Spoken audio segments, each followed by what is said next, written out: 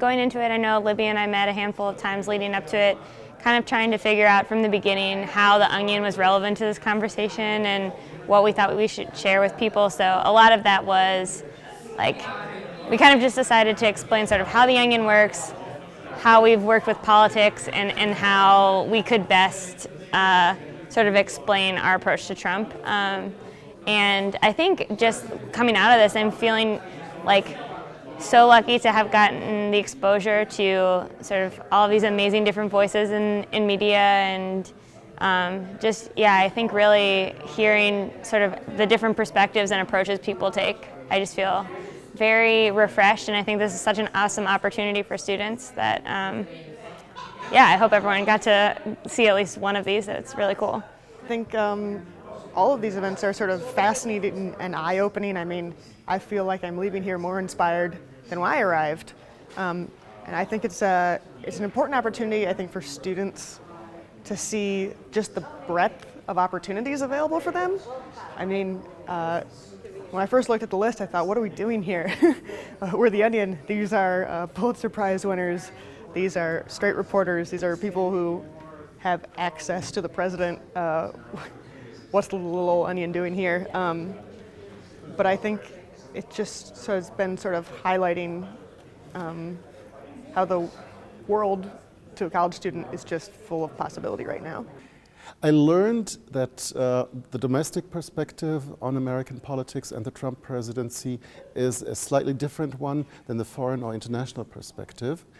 And secondly, I learned that we more or less have the same problems and are struggling with the same problems in journalism, whether we are German, British, or American journalists.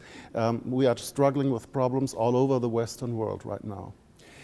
We do have the same problems in all of our Western societies in journalism. Newspapers are struggling.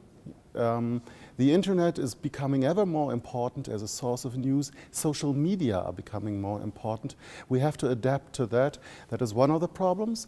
And then the Trump presidency puts us in an awkward position because there are so many things that you have to fact check, and it is really difficult to report on the Trump presidency. There's lots of contradictions, and it's difficult for a journalist.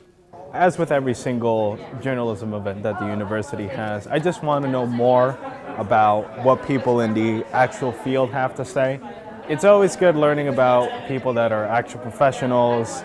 This time it was a lot more Washington-based because it's about covering Trump, so it was really fun learning on how people are actually doing their job and they're covering the president in this day and age.